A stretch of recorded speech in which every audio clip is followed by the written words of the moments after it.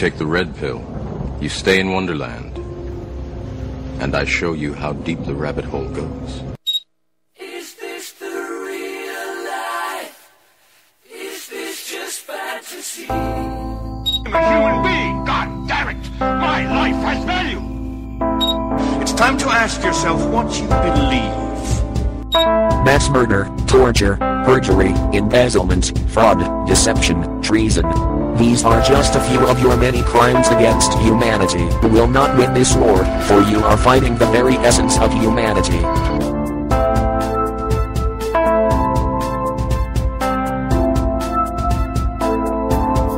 Hi, welcome to Truth or Talk. I'm April Bowden. And I'm Virstyne Henry.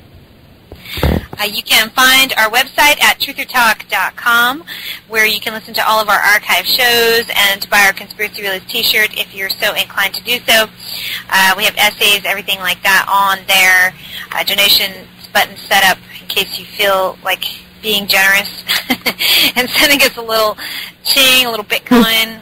We've got all that up there. So because we run this operation with our love, not by any financial means at all. We have no corporate sponsors whatsoever.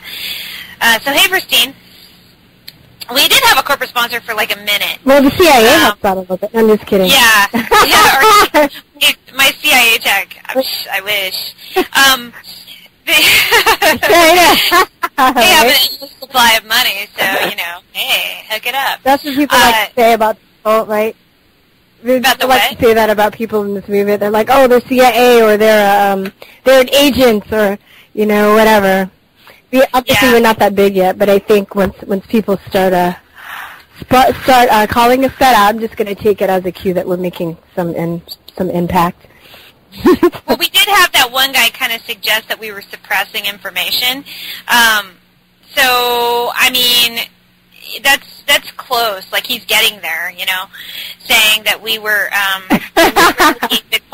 we were deliberately not talking about false flags like Sandy Hook. We did 3 shows on Sandy Hook for you guys. And then he said we were deliberately not talking about Boston bombing. We did 2 shows on the Boston bombing. There's also an essay on our wall about the Sandy Hook, the hoax. And so, yeah, I mean, we covered it thoroughly. And then what was he also claiming we weren't talking about? Oh, we didn't talk about Zionism, which we have some shows coming up on that, though. Right. Yeah. So we have some shows on that now, and we had been like posting on our Facebook wall like the whole week. So the guy was just like looking for problems, and then he wasn't actually researching it before he was name calling us and accusing us of withholding information. He sends a private message where he's like, interesting, you guys don't cover the following, blah, blah, blah, blah, blah. And I'm like, dude. Interesting. You didn't really look before you made a comment. Right. And I'm going, we did for one, and I'm like, interesting. Oh, no, he was interesting also because he couldn't make a comment, or there were no comments on our website. And I said, look, that's a very uninteresting reason for that, and that's because we have a spam problem. We have people always trying to send us viruses, but the comments are all people trying to send us viruses. So we end up deleting everything, single one of them, because we get so many that we can't look through them all. Okay. And so he was like, so I go, so really it's just a technical problem that we haven't figured out how to fix because, as I mentioned a minute ago, we're doing this all by ourselves, and we're not, we don't have an IT background. We don't, we're not technical people. Like this, we were just like waiting. And we're learning as we go, so we'll learn stuff and we'll fix it as we go, but, we're doing what we can right now. Exactly. So we're just doing the best we can at the moment. And so this guy's he's interesting. He's like accusing us of not allowing comments. He's accusing us of, not. I said, look, if you want to make a comment, just do here on Facebook because our website, it's a virus issue. It has nothing to do with us trying to suppress information. And we're definitely we've talked about false flags. He also mentioned the UC Santa Barbara and one other that I was unfamiliar with, and I said, I don't even know that one that you're talking about. And UC Santa Barbara, I mean, I just never looked into it. I didn't honestly have the time. I mean, we don't have the time. We just do this once a week. So I don't think we're ever not we're deliberately suppressing information. I think if we just don't know everything, and there's only so many hours in a day, and there's only so much time, that you can devote to all the things that are going on in the world, because there's so many. We're getting attacked and suppressed on from so many different angles and on so many different levels.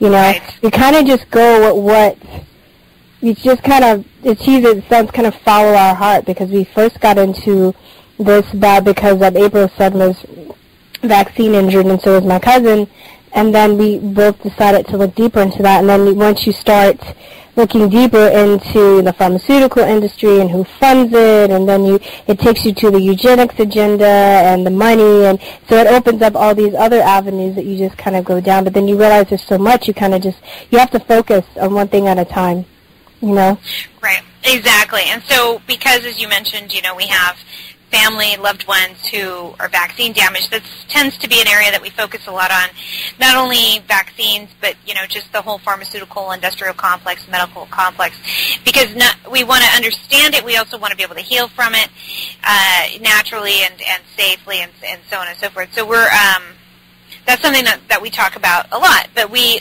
talk about these other things too. We just don't always know, we don't know everything, we don't have the time to get into everything. And, people who have their own shows like we do, you tend to focus on the things that, like, pop out at you that are of most interest to you. And so it's just how it goes, And we try to get to a smattering of things. We're not a single-focused show. We don't just focus on vaccines and health, although that's a large area of our focus, but it's not the only thing. Yeah. So, because some people will just pick one topic and then they just stick with it. If it's prepping or if it's cancer or whatever, and that's it.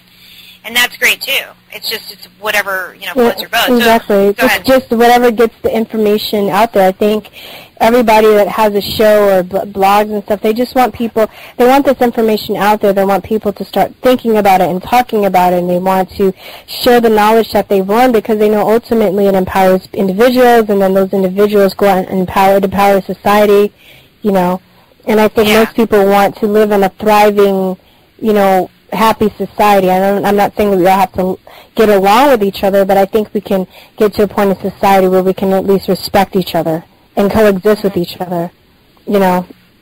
But, and, if you feel underrepresented, why don't you start your own blog? And I'm not saying this, I'm not being facetious, but, you can start it's not really hard. You can just research how to do it. It's time-consuming. I mean, that's the thing. If you really want to do a good job, it's time-consuming. But maybe if you don't want to do it by yourself, get together with some friends and start a blog. Hand some stuff out to your people in your community and your schools or whatever. Just get people talking about this. We have so many. Technology is going so fast that people aren't talking about the ethical issues and the social issues that come with it. We're just accepting. If you notice, a lot of people that aren't so-called awake, they're just accepting everything into society without even questioning it. Like Google Glass. Yeah. And I have the kids I teach, like, oh, Google Glass is so cool, blah, blah, blah. And I think when I was their age, I probably would have thought it was cool too. And there's a certain part of me that thinks it is cool, but when you start thinking about, like, if you know about the transhumanism agenda and then how it could be used and just how it could be used to, and not even going that deep into the transhuman agenda, you start thinking about how it can affect you as a person. Do you want people to come up and, to you and automatically be able to know everything about you because of the facial recognition technology? Then what kind of privacy do you have? Do you need to, start thinking about things like that? Oh yeah, it would be great to do it to other people, but really, how would you feel if somebody were to do that to you? Think about all of the information you put on Facebook, like with your families and all the pictures and the things that you do, and you have, there are people that stalk people, there are people that will use that for malevolent reasons, Yep. Sure, yeah, you can just go up to your children and just like, click, like, look at them, and then it would automatically facially recognize your child because you put their picture on Facebook, and then it links back to you, and they can, know what I mean? It's just, it's just creepy. It is creepy. And speaking of that, they were doing that during Sandy Hook. They were, they were like taking people's faces off of like Pinterest or whatever. They were just finding them on Pinterest. Pinterest. They were just like finding them on Google Images and shit like that, and then they were writing stories about them, like, oh, this child was killed at Sandy Hook, and so on and so forth. And this woman came out, and she was like, well, wait a minute, those are pictures of my daughter. Like, how did you get those, and why would I put those up on, to share with family. I didn't know anyone was, you can't take those, and it like really freaked her out, because people are going out around the internet saying that her daughter was dead, and she wasn't, and she had nothing to do with Sandy Hook. Yeah. It was very disturbing for this lady. She wrote this essay, and it basically went on deaf ears because nobody reported on it, and anyone who did say anything about it said that it was probably a mistake. Oh, we just made a mistake. But they had to seek this girl's pictures out. How could it be a mistake if they, because you would have to go looking through Google Images, and they said, well, no, it was just a mistake. Why? She didn't go to Sandy Hook. It wasn't like it was another child that was at the school. It wasn't like it was another, they had the same name. They just found a cute little girl, and they said, let's use her. And, because it was a good image. Thinking that it would never get back, probably thinking that it would never get back to the woman, and if it did, it would do exactly what happened, which is that it would fall on deaf ears. So, I don't know. I'm not.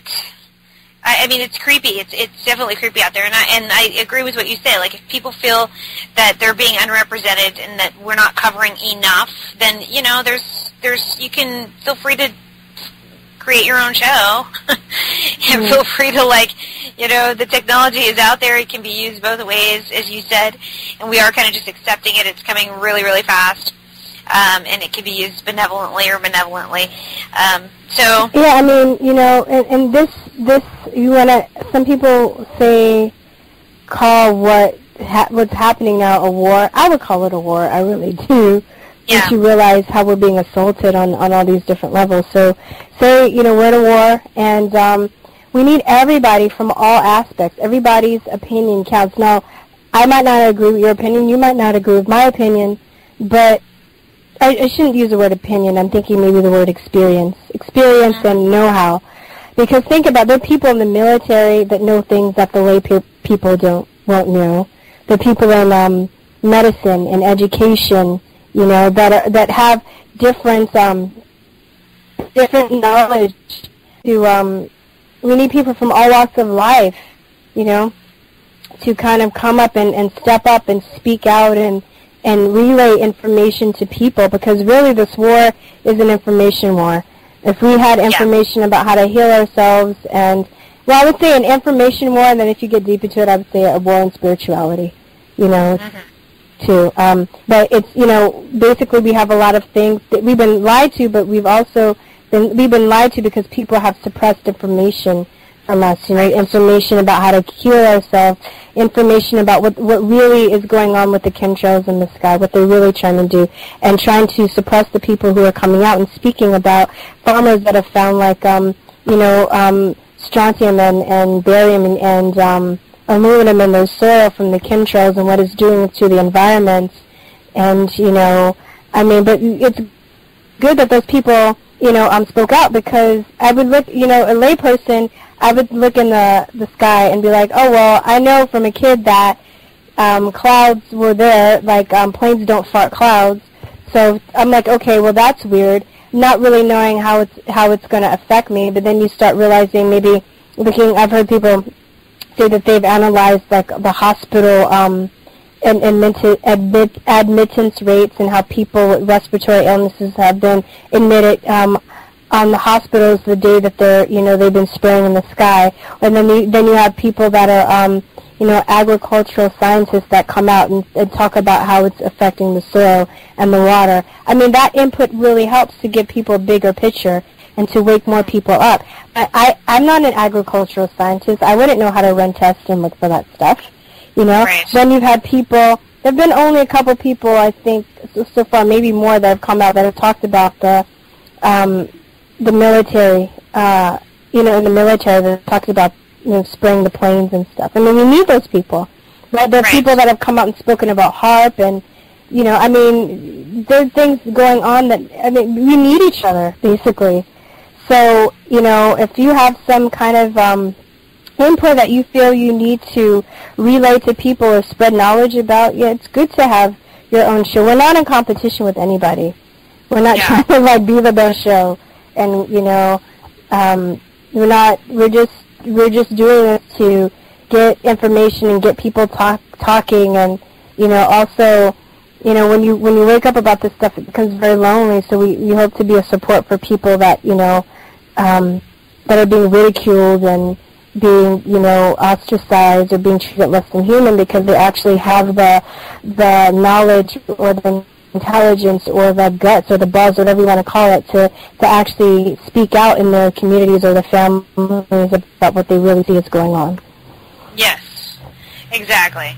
Yeah, and so anyway, so we had this dude, and he was sort of accusing, back to that, he was sort of accusing us of suppressing information, but we haven't been called an agent yet. And so, like you're saying, we're open to trying to be a platform for people who want to whistleblow or who need support, you know, in their sort of waking up process and so on and so forth. But we don't work for the CIA, and we're not suppressing. And we're not suppressing information. That's just a joke. That's just a joke. You know, in case you didn't get it, I put on our page on Facebook that we are from Langley, Virginia. That's just a joke because we like jokes here, and you can't. You can't take yourself too seriously. I mean, you got to take a lot of this stuff,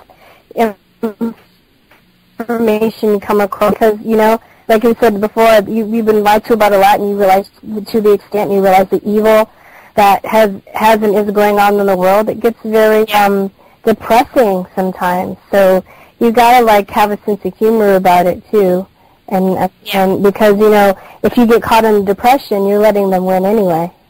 Yeah, exactly. So that is a joke. We actually live in California. Langley, Virginia is where CIA headquarters are, so it's just a funny little play, just, you know, because I don't like putting the location of where I live on Facebook, so I generally put a fake city, and so that's the one I chose, just because, you know. Oh, you should have said that the drones are going to come after you. I know, but, you know, the reason I said it was because some people can't take a joke, and that's where occasionally you get, you know, you have to explain it. It's like you're saying, well, everybody needs a sense of humor. We need to have, you know, be able to take a joke and this and that. But we are seeing so many people that take everything literally, and then they don't take a joke. They don't understand sarcasm. They don't, you know. I didn't even know that you did that. So I was just making CIA jokes. So then people will go to the page and like, oh my God, they're agents. They really work for the CIA because they said that they were Langley, Virginia. Like, there are people, I guess you're right, the people that would do that. Exactly, like, they take it seriously, yeah. I mean, I used to put all kinds of funny names on my wall. You know, like I had that I was from Fuck You, Japan. There's a place in Japan called Fuck You. And there's a couple of different places called Fuck You. And then there's a place in Austria called Fucking, you know, and I would literally have people say, oh, you're living in Japan? That's so neat. You know, and I'm like, no, it's fuck you. It's a joke, you know. I'm not living in Japan. So, but I did. I swear, I had people think that I was living in Austria and living in Japan. And living in right. I had in my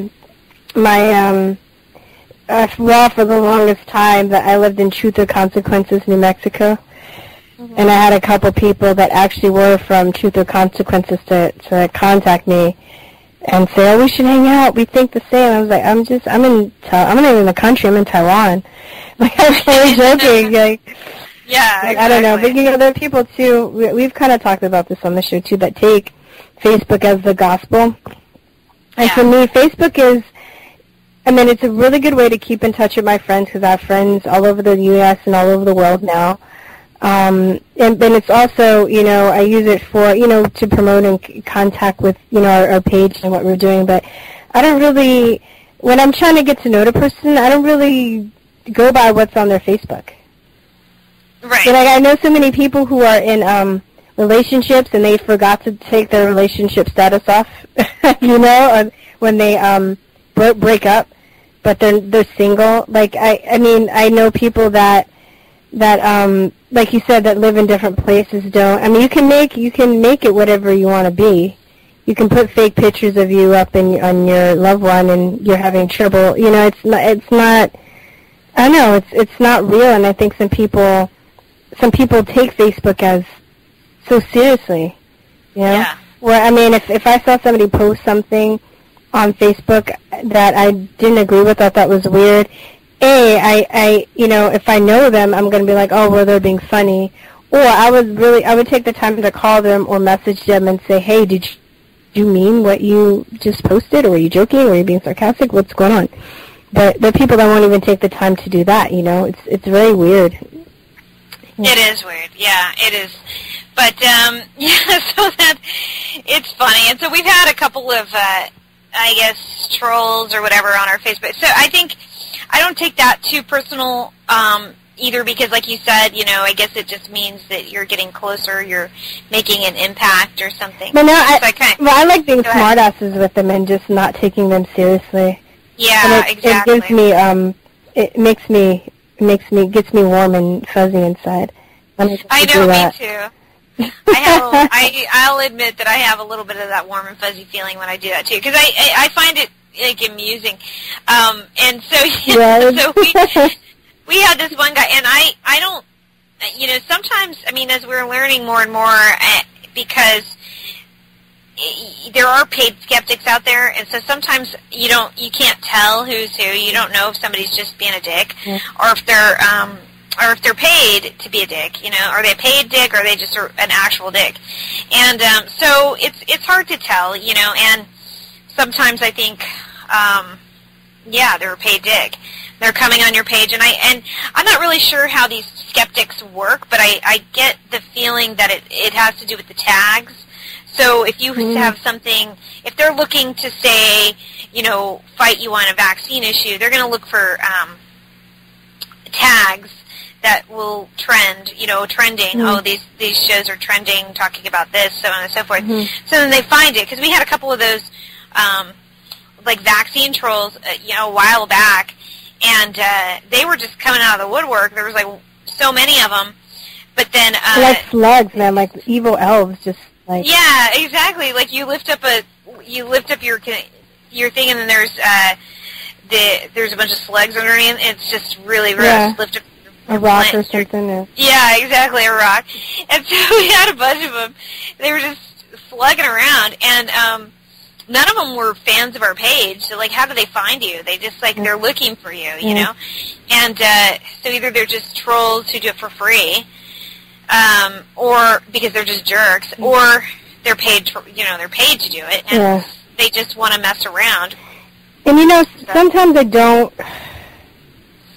I guess I do respond, but I think that it just depends on what they say. It's important to respond, too, because there is a reason that they are paid skeptics, because they know that they're people that are in the middle. Like, a lot of people that won't comment, but they'll read the post. I've figured that out lately, too. They'll read it, but they won't comment because they don't want to get attacked, or they're still curious, so they want to see what, you know, somebody has to say about it. So, you know, a lot of the times now when I respond to people, you know, if I think they're curious, I'll try and be like, okay, well, look at this or research this.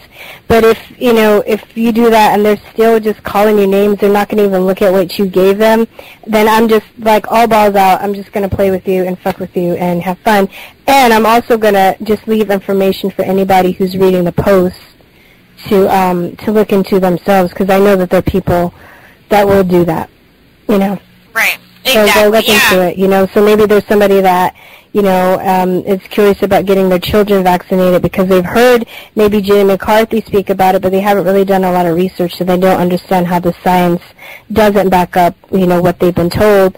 So, you know, then the part of the skeptic comes on, and they'll be like, well, that's just, you know, anecdotes, and, you know, there have been no peer-reviewed studies, and some people might back off and be like, oh, yeah, that's, you know, he's right. Not really using their common sense and thinking about what they've learned has been from TV and sound clips that they've heard or just their doctor telling them, but nobody's really has done the research into the study. So then if you're that person that can maybe, give the other side and give a balance view, like list some links or something that they can look at to get to make a more educated decision, that's how you win. And I think that's how people are starting to wake up. That's because April and I, before we were recording, we were talking about the viruses that they're trying to scare the public with, and how a lot of people aren't getting vaccinated and they're taking shots, and a lot of people are pissed like that. And then there was an article. I think you sent me this article. Something, I'm paraphrasing, but it's something to do with like half of the population isn't falling. No, the anti-vaccine movement has disrupted the population's decision on making decisions about vaccines or something like that, right? Yeah, and I was like, yes, that's great. That's good news. Yeah, exactly. Yeah, they were saying it was a concerning article, they were trying to pose it as a bad thing, but it's really, you can look at it the other way. People are actually starting to wake up. I did a cartwheel. I was so happy. Yeah, I was like, yay! Right.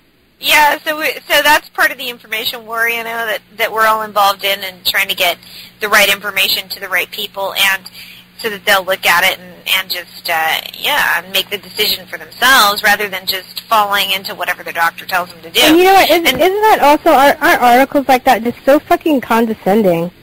Oh yeah, because it's saying that people are stupid and they can't think for themselves, basically. Exactly. It's insulting to me. Listeners, do you think you're a stupid person? Think about when you read stuff like that. I have faith in people to make the right decisions as long as they're given, information on both sides. I mean, and the thing that's really weird is like the people that are, that are so adamant about like vaccinations or any of the other medical rhetoric that they're spreading, why do they feel they have to suppress the other side if they're so right and if they're so just? So think about that, And I'm always trusting of the people that are just like, don't even believe what I say. Go look it up for yourself. As opposed to people that are like, don't look at this, don't read this article, don't watch this video, as opposed to Quackwatch that has, and science-based medicine and other blogs that are devoted to just debunking people. And I'm like, well, we're not dedicating we're talking about it on our show, but we don't really dedicate the shows, or we don't really have, our shows aren't talking about the people that are debunking, or spreading misinformation. We're just trying to spread the information that is empowering to people. So, I don't know, think about that. We're just trying to give a platform to the other side. We're trying to say, what you find on Quackwatch is most likely bullshit. So we're going to give that person, but, just to be fair, we're going to research it, we're going to look into it. We're not just going to assume that it's bullshit, but we'll look into it, and then we'll let the other person present their case and present it, and maybe it actually will make sense to you when you get to hear it from the horse's mouth. And so, it's funny, and then it's funny how they do that. That's sort of that propaganda. They make it seem like people are too stupid to make these decisions for themselves. When if you talk to parents that don't vaccinate, they love to label them as like as sort of a neglectful, or that they're just not. They just don't care about their kids, when it's almost always the exact opposite. Yeah. It's very well-informed parents who are, very caring with their kids. I remember a few years ago I had this interview. It was my first time I ever interviewed someone. It was before we even had a show. And I used to have a YouTube video channel that I would post videos, a lot of stuff about vaccines. And I had this little girl, she's 14 years old, or I guess not a little girl, a young teenager, and she contacted me and said, the school where she was actually on homeschool, she was on independent study, but they, was taking, she only went to school once a week to get her materials, and then was doing the rest of it at home, and she said they came to her house, the school did, and tried to vaccinate her at the door. Do you remember that? Mm-hmm. The door-to-door vaccination. Yeah, I remember that. Natomas, California, and up in Northern California. And so anyway, the news report, they had a news crew. They totally like came to these people's houses with a nurse, a portable nurse and a syringe, and they had a news crew backing them, and they said, you know, we're here to vaccinate your daughter. And the mom said, get the fuck out of here, you know. And then I ended up talking to her mother, and I interviewed her, and she, you know, her explanation was very reasonable. She said, I didn't want to vaccinate my daughter. They had, because I just felt it was too much. She's like, every year it was something new. She goes, you know, we had, like last year we had the H1N1. Everything, and this year they're trying to promote these booster shots. But booster shots are like a joke. She goes, I read this article, you know, from what I thought was a reliable source that said that most of the people who had received the vaccine or who had gotten sick, it was the whooping cough scare. They were trying to promote that whooping cough shit. And so they were saying that kids her age, you know, between like 12 and 14, 15, had to get revaccinated, even though they had already had that same vaccine when they were children. And so they were saying, well, they need to get revaccinated because the outbreak is coming, and now they need a booster shot, they were calling it. And so they were pushing this. And she goes, I was skeptical about it because I had read an article saying that most of the people who had contracted the whooping cough had actually been vaccinated. So I didn't think that it was necessary. And then they hid from her any kind of information about how to become exempt from it, because she actually looked into it, and they forced everybody to get a different form than the normal one that you have to get your exemptions for school. Mm-hmm. They had it was like on blue paper. It was like really hard to find. I actually ended up finding it for her. And she was like, oh my God, thank you. I had no idea. They wouldn't even tell me. I'd asked for, you know, like, I don't really feel comfortable with this. And so they told her, no, sorry, you have to do it. So because they said that, she kind of was like, you know, until she sort of put it off. And then they just showed up at the house. And, you know, and she ended up filing lawsuits. She was homeschooled, right? Yeah. Yeah, exactly. Yeah, so, like, it's even like if she's in homeschool, why do they show up at the house? It's just creepy. It was very creepy. And so, exactly, because so much for herd immunity. It's like, well, herd immunity means you're in the herd, right? She's not even in the herd. She's, like, on her own. So the whole thing was stupid. And she ended up suing them because they had actually breached medical privacy laws, because they had come to her house. I mean, they could see her face. They knew who she was. And because it was on the local TV and the local news, and they had also had a listing, like, of all the parents names of all the parents who hadn't vaccinated their kids, and they were going door to door to their house to try and track them down. They showed it on TV, so they had everybody's name listed. It's like, oh, here's the parents to blackball, you know. And then, and so she said they had breached the privacy laws, and so she talked to me that one time, but then after she got the lawyer, you know, I didn't talk to her again about it because she had to, you know, she had to keep quiet for the lawsuit. But it's, you know, I'm not breaching any public, because this was all public information that she had filed the lawsuit and stuff. It was a public case. But anyway, but yeah, but the thing is that in the news report that they did on it, what they did was they called them neglectful parents. That was how they're like parents who are neglectful, or, you know, maybe lower income. They always try and make them like poor and stupid. Yeah. You know, and that's why. Just because you're poor and you're stupid. So yeah, so they're basically a bunch of primitive savages who are feeble-minded and don't know their asshole from their mouth, basically. Exactly. That's how they make them out. It's just so insulting. It really is. I'm sorry, go on. Go ahead. Well, I was just saying, I've gotten that. People have never called me nigger, but I know people have, like, referred to me in a very, like, PC way. Like, they'll say something like that. Oh, well, you know, or you know, oh, well, that's just a very, like, primitive way of thinking. So basically, yeah. When people say that, I take that shit as you're just calling me a bushman. And you know what? Even then, like, those people are very connected to the earth, and they're not stupid either.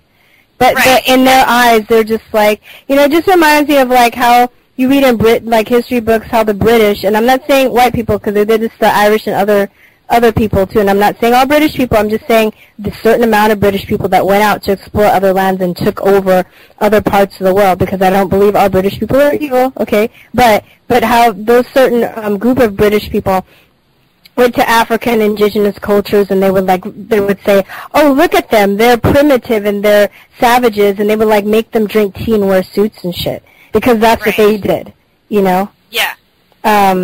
So-and-so, I mean, it's just they're devolved. They're devolved. Yeah. Right. They're retarded is what they are. And it's like yeah, anyway, so it was just funny because it's so, like you keep saying on the show, it's so Orwellian 1984, because it was totally the exact opposite. It was a well-informed mom who was smart, who used critical thinking to make a decision that she thought was in the best interest of her daughter, and not, in any way being neglectful. And, but was shaken up, and she was resentful about it, and then, that they had portrayed her that way. But it's just funny, and but that's the game that they play. They got moted because they were stupid. They were yeah. They ended up being totally moted. It totally backfired on them. So I think that's where you're right, that this whole thing is sort of backfiring on everybody. And and we'll see if it continues to do so. But I just they keep.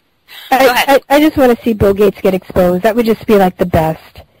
I would love that, yeah. Because I talk about Bill Gates on the show and how much I hate him, but I'm in a peaceful mood today, so I'll say I won't hate him today. But next show I might feel differently. But I think that these people that we give so much power to, they need to be exposed, because, and I hope it doesn't in time, but I think a lot of this agenda that they're pushing, it's going to backfire on them, because people are starting to become hip, and people are starting to. Now, I notice even but they have this arrogance, about them too, because the TED conference, video that Bill Gates was when he was promoting basically. Death, when he talks about how the population needs to be culled with vaccines. He didn't use those exact words, I'm paraphrasing, but basically, and there are a lot of people that caught him, and I think that woke a lot of people up. Not enough, because there's still people that were defending him. I'm like, but I'm like, don't you know basic math? That's just if you get those numbers to zero, then it's going to be zero for all the way around. It's just.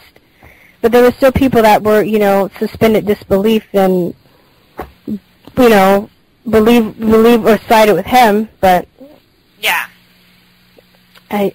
I know it's true. Yeah, there are going to be people who side with him, and they don't even realize what he's suggesting.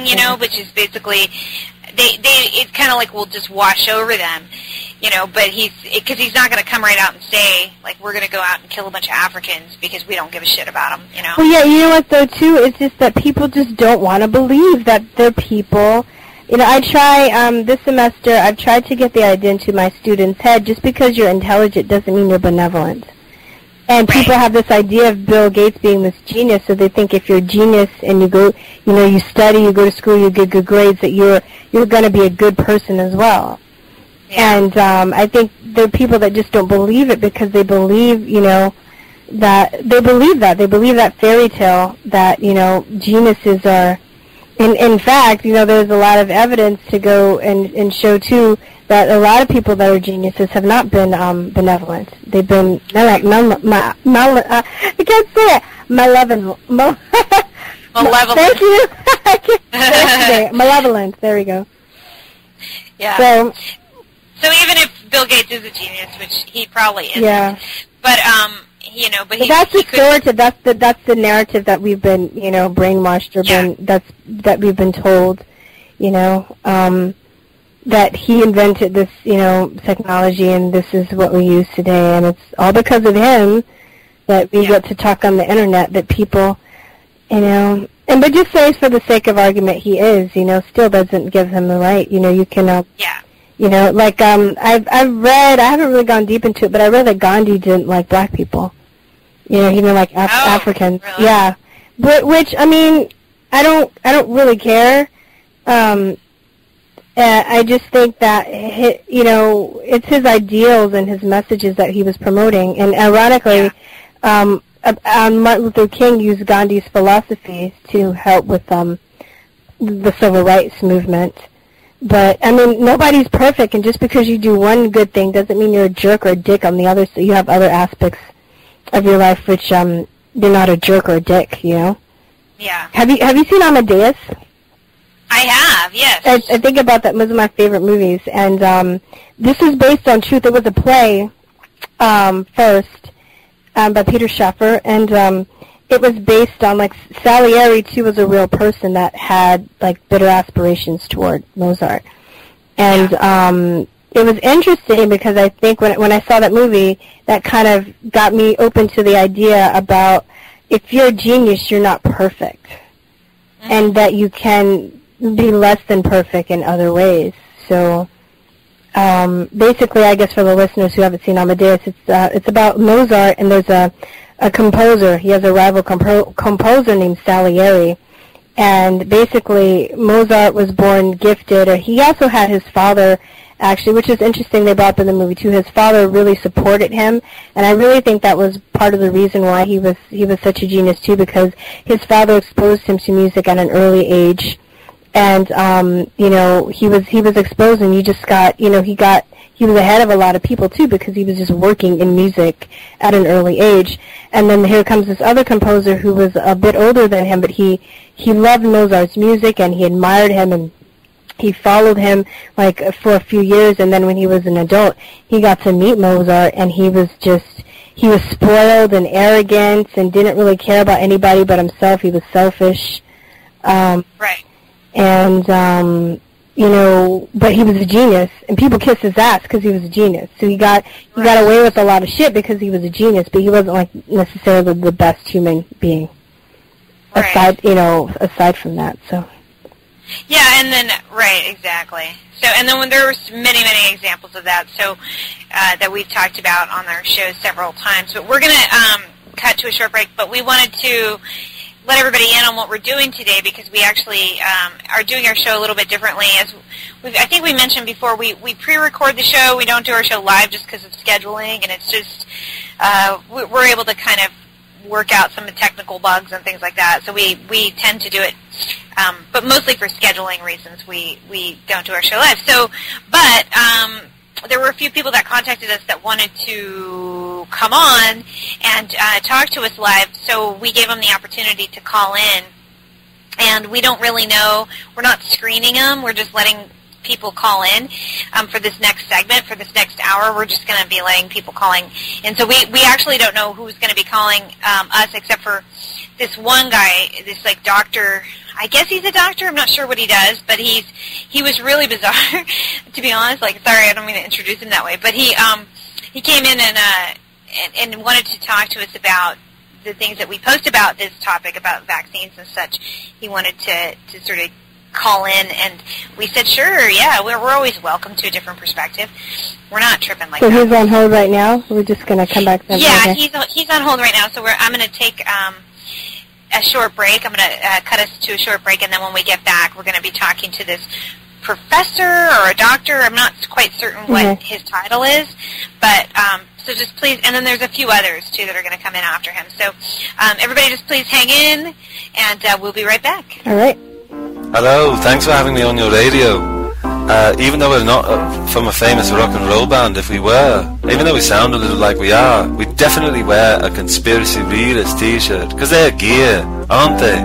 Oh yeah, they're really gear. I want to write a song about them. Conspiracy Realist t-shirts at truthertees.com. I gotta think of the middle eight. Shop.truthertees.com. What does that mean? It's the internet. What's that? I don't know. It's a net. It's between things. Shop.truthertees.com. What's that?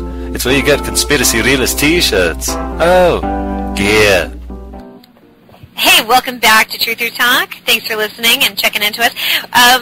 Virstyne, I'm excited because we're doing something a little different today. I'm a little nervous, to be honest, because we're going to take a call, which we've never taken a live call before, but we wanted to talk to this guy who wrote to us, and he heard our show that we did about the religion of science, the scientisms, and he said that he was polite enough. He wasn't a rude troll or anything, so we thought, well, we'll bring him on to talk about it, even though he kind of wants to maybe debunk us. Yeah. Yeah, so we were like, well, freedom of speech. I think it's important, so, yeah. But, I mean, I think it's a good idea for everybody to hear the other side of it. So if this is something that, you know, he wants to get into. So I think he's here. Let me just pipe him in. Okay, and he's a professor of applied. I can't remember what it was called, but he's a professor of some sort from a university, I assume. But let's see. Hi, here, hold on. Let me just pipe him in. Hello, Professor. Are you with us? Hello. Hello, April and Virstyne. Hi. What's your name? I'm Charles Winkle. Okay. And I'm sorry, I forget what you said that your practice is. You're a professor of applied. Well, it's a subfield of the history and theory of science. Okay, that's interesting. Okay. It'd be difficult for me to explain it to you. Do either of you have master's degrees? No. Yes. Just call me Professor. Okay. So you have to have a master's degree just to understand the field? Just to understand what it is that you do? Well, your title? I know that sounds cutting, and I don't mean it that way, but you have to mind the gaps with people. You understand there's some things that won't be clear to you. If you will, for example, understand the point of view of a 4-year-old child in trying to, for instance, fix an automobile motor, the child could turn the ignition, but never explain or understand how the motor works. In fact, most adults don't. So, for your benefit, I would simply like to offer that I am in the field of applied history of science. There's a Latin name for it. It's not important. I don't remember what it is. Okay. But so it's the history of science, so you're a historian? Yes, but I finished with a degree in biology and other mathematics, so I'm a scientist, but I'm in the field of the philosophy and history of the sciences. I don't mean to... Yeah, go ahead. No, I'm terribly sorry. Go ahead. No, I just said, but the analogy that you used, teaching a 4-year-old how to operate a car. So, do you mean like us? Like we're the minds of a 4-year-old? Is that what you're trying to imply? Well, to the lay public, the inner workings of science can be likened to that of a black box in an aeroplane that has crashed.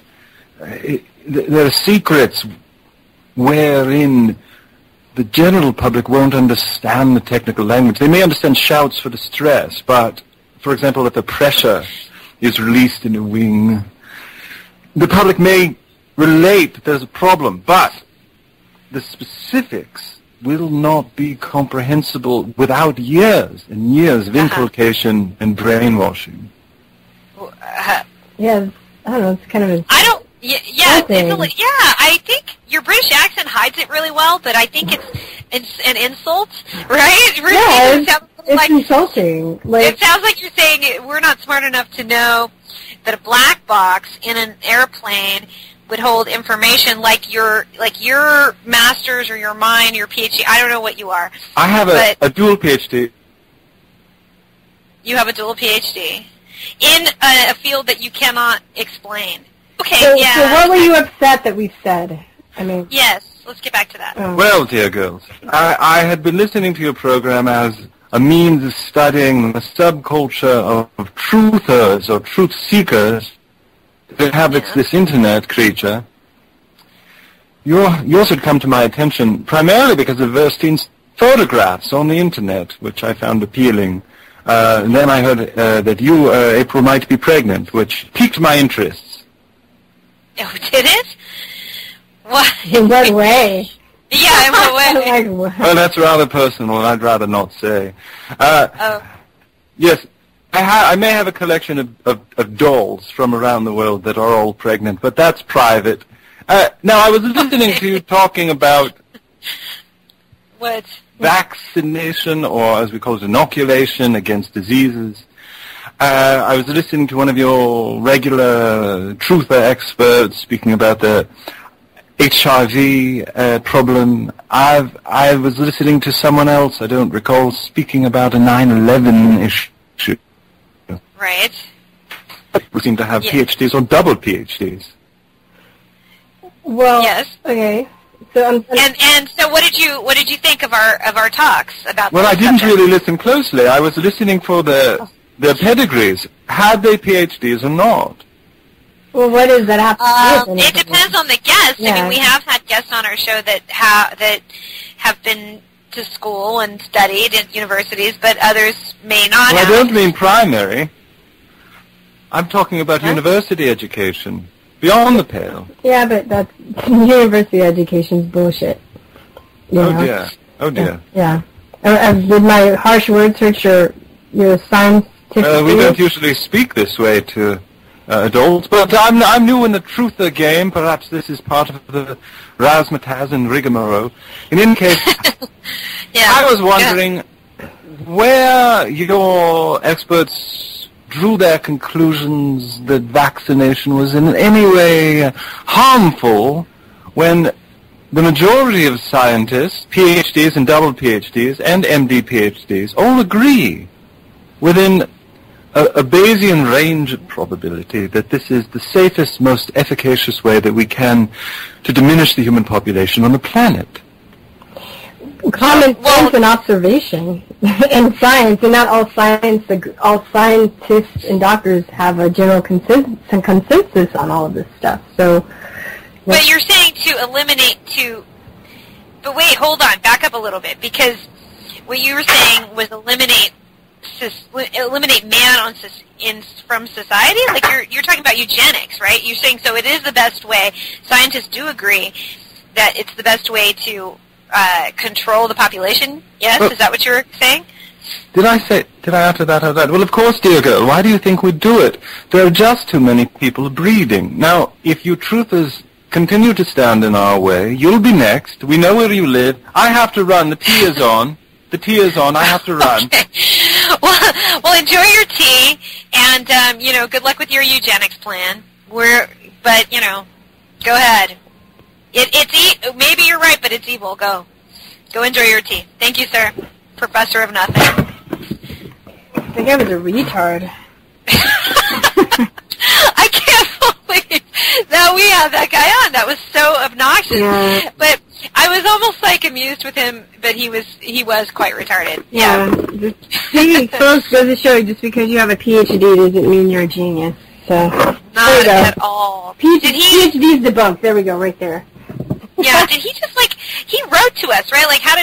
That was weird. I don't know. I thought he was going to say something of consequence, but I guess he did, because then he told us that there was a plot that for these guys, it was the best way to, depopulate the planet, which we already knew is true, but he let that slip, I think, but then he was too stupid to realize it. Retarded? Yeah, geez. You have to be so full of your own arrogance to I know. But these people too, Bill Gates did that at the TED conference, Yeah. He's gonna. Obviously, people don't know that anything times 0 equals 0, but some people don't know that because they were defending him, Yeah. Him. Anyway. Sorry, I went a little off. I just get people like that just make me so angry. Yeah, I know, it's true. So, you're gonna have somebody else on? Who you have? Yeah, I think so. Who's the other person we're having on? Well, I don't know. I think we were supposed to have a real guest on later, but he hasn't called in yet, so maybe in a little bit. So I'm going to hold off on that but I think we're going to have on some guy, let me see. He's calling in, and this is a real name? Charles Winkle? Professor Charles Winkle. This was the last guest, was Professor Charles Winkle. That's his name. What? We finally got this. Yeah, because remember, he didn't even really. We asked him what he did. We asked him his name. He evaded all questions. He was weird. He Anyway, was so your child, Charles Winkle. That's just terrible. yeah, I don't know. I think he was he was messing with us or something. Yeah. He was a perverted guy that was into like pregnant. You know chicks. he was a real science, sounds yeah. like- It was his fault. Because he had a dog collection. I was like, Yeah, what? that was too much. That was Are like, you? Yeah. Are you gay? Or are you like into pregnant chicks? You know. I was really strange. But okay. So we're getting another call. I don't know who it is. Let's just answer the phone and see what it is. Hold on. Listen. Hello. You're on with Truth or Hello? Talk. Hey, is this... Hello. Hey, is this Kentucky Fried Chicken? Ha No. How big are I'm how big sorry. are your breasts? Is this Kentucky Fried Chicken? No. How big are your breasts? No. No. Oh. No. We don't serve any chicken here. So. I dialed the wrong number. I'm trying to make a prank call. Okay. Well then, I'm sorry. This is a radio Well, show. who's You're this? on I'm the on the air? Yeah. Yeah. Oh. You're kind of wasting our time. So, do you have something you want to say, or are you just? What's your show about? We talk about science and how it's Nonconformist social views on social issues, maybe? yeah, politics maybe sometimes. I'm occasionally. a nonconformist. Oh, are you? So, in what way? I make prank calls and stuff. Oh, That's like the bad kind of nonconformist. yeah, and then did you get? I mean, nowadays, when I was a kid, you could make prank calls on people, and it was fun. But I think the caller ID destroyed the fun in prank calling. So don't people know who you are? Like when you call them, don't they find out right away? No, my friends and I reroute it through like a double Skype thing. Like we call a Skype, and then it gets forwarded to another Skype. Oh, Yeah. gotcha. Yeah. So they don't track you that way. No. It's just, hey, is your refrigerator running? Is your refrigerator running? Oh, I should go catch You better go stop it before before it runs away. before it runs Yeah, away. Prince Albert in I the forgot car? the end. Before it runs away. Yeah. Okay, well, see, we're doing a show about science. So do you have anything to add about science? Oh yeah, I studied that at junior college. I took a course in refrigeration and plumbing. Oh, okay. I don't really know that we have anything to ask about refrigeration and plumbing at the moment. I That's guess kind of plumbing cool. is You have like a lot of chemicals and there's a temperature differential and there's a pump and you have a compressor and you blow hot air out and then it releases the heat from the liquid and then it circulates around again and it draws the heat out of your house. So you actually sound a lot more intelligent, to be honest, than our last guest. Yeah. Who was your last guest? Professor Charles Winkle. Professor Charles Winkle? That's my refrigerator professor. Oh, God. Oh, he teaches refrigeration? We couldn't get him to explain what he did, and then he kind of said he talked about the history of science, so I go, Oh, yeah, he's a clear English guy, yeah. Yeah. Hey, wait, Yes, sir. do you have, is this Kentucky Fried Chicken? No. Did I do that one already? Yes. You did, honey. All right. You know, yeah. Thank you for calling. We appreciate your time. Okay, what are you doing later? Is anybody dating? Okay, boo. Yeah, we're both taken. Sorry. But thank you for your interest. Thanks, yeah. Is he gone? Yeah, I know. Hello? Hey. Okay. Oh. I don't know what to do my about that. goodness. It was just- I was like, I know. I don't know. I mean, you want to be open. Yeah. You want to be open and be like, oh, anybody can call anytime they want. But you don't know, man. You get these weird guys that they're just on another level. You don't know. You just get to know like there's some strange stuff out there, and so I don't even. Whoa. Because you see it on the social media, we talk about it all the time and in the chat rooms and stuff like that, and now we're getting it live. So I look like we have another call, so I'm going to go ahead and pipe this person in. I don't know who it is. We're not screening our calls, obviously, so we'll just let this person in. So, hi, thanks for calling Truth or Talk. You're on the air. Yeah, Virstyne and April, I listen to your show a lot, and I just want to say I usually enjoy your show. But sometimes I think that you're missing a couple of things. Like, number one, I want you to think about this question. Number one, who reported that there was first a Holocaust? Number two, Does it not say in the Bible that the Jews are the enemy of all? I haven't read the believe it Bible. does. I don't think it. I don't know. Yeah, it's been a while, but I don't think that it does say that in Well, any who passage. who crucified Christ? That's what I want to ask you. Now, in the Gospel of John, it makes it very clear that the Pharisees and the Jews were the ones who turned Jesus in, and Pontius Pilate washed his hands. Now, given a track record like that in 2000 BC or whenever that happened, can you trust the Jews in the state of Israel now? And we all know that 9/11 was perpetrated by the Jews. Well, Jesus was Jewish, right? Yeah, I think he was more, I mean, it's sort of true, but he was a nonconformist. That's why they took him out. I mean, but because he was one of them. They were all from the same, and, well, I mean, there was some kind of interfighting, but there always is. And as you're saying, it was perpetrated by the Jews. Do you mean the Jews, or do you mean, like, in part by the intelligence in Israel? I mean, the Illuminati, who worship Beelzebub and Boaz and Moloch. And they have, they're not Christmas, but they hold them at Christmas out there in California. And they go out there to the camp, and no girls are allowed because they're all into homosexual acts of deviance Jewry.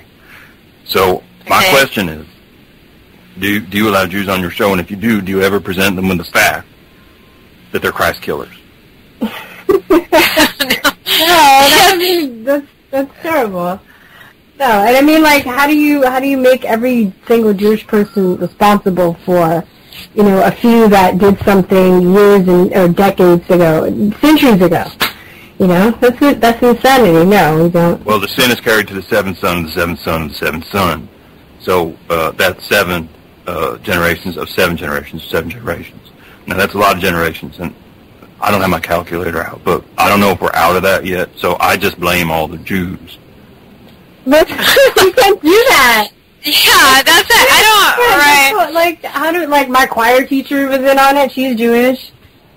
Yeah. Do you know that for a fact? Do you know that for a fact? Did you ever confront her? Well, no. She busy teaching music. I think she had other minds. You know, there's subliminal sound waves that Jews use to convince you that they're not Jews. No, I didn't know. Yeah, she did it. But She worked her magic on you. she wouldn't know she was a Jew then. That's a contradiction you're saying right now. So then you're saying if that worked, her magic worked on Virstyne, then Virstyne would not be aware of the fact that she was Jewish. You understand that the word Jew was used by George Lucas in Judai?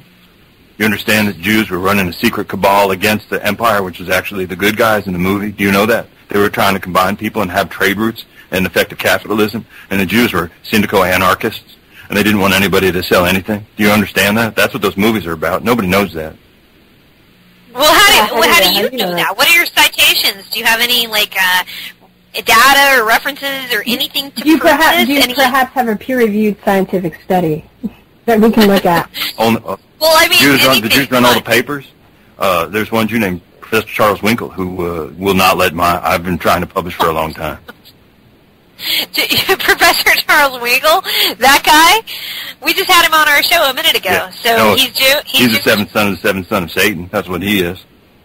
Oh, is that right? Right. Wow. Well, I wouldn't be surprised. He was pretty odd. Beelzebub's lawyer on earth. That's what he is. He teaches refrigeration technology, and he's a professor of history of science. But I have been trying to publish. I have a Kindle ebook called The Jews. That's all it's called, just The Jews. Just the Jews, huh? Yes. Well, we do, to answer your question, yes, we do have Jewish people on our show, and no, we don't, ask them if they're lizards or sons. No, they're not lizards. The Jesuits are lizards. Yeah, you got to separate the Jews from the Jesuits. Now, the Jews created Christianity, taking our Lord's name, and they sold it to the Vatican, and then the Jesuits took over that unholy alliance and have peddled it throughout. Now, the Jesuits are holding positions in all universities, and they're just everywhere. They're everywhere. I see them in my room when I'm sleeping. You must be really paranoid. You sound like you're we appreciate that you're a listener of the show and that you like our show and stuff like that, but that's not really what we talk about. Yeah. I mean, I don't really... I heard Sean Stone talking about it. Don't tell me that I'm going crazy in here. He's Jewish, isn't he? Yeah, he's in part, and he didn't talk about that, whatever it is you're talking about on our show. He's He was Jewish, talking about Muslim, and Christian, sorry. Right, yeah, I think he just kind of Oh, I ain't embraces all talking about religion. converting. You know, once you have a drop of Jewish blood, it can never leave you. It's like a hemp oil stain. I tried to get some of that out of my shorts the other day. It looks darker and darker the more I watch it. I don't even understand what that stuff's made of. Yeah, there's too much information. It's made of hemp. It's a hemp oil, so it's made of hemp. Oh, yeah. Okay. Yeah, right. Well, I mean, Hey, do you have any giveaways or prizes? we're not giving it away at the moment. Our some Conspiracy Realist T-shirts, and we show the book Official Stories by Liam Scheff. We sell that on our website. And I don't want to maybe in the future. I don't want to hear anything from Jews, but you have a Conspiracy Realist T-shirt? Yeah, we do. Does it say Conspiracy Realist and then look out for Jews? Can you print one for me that says just in small print? What color is the shirt? What color is the shirt?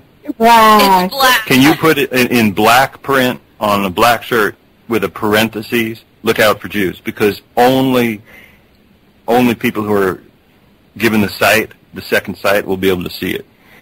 Okay.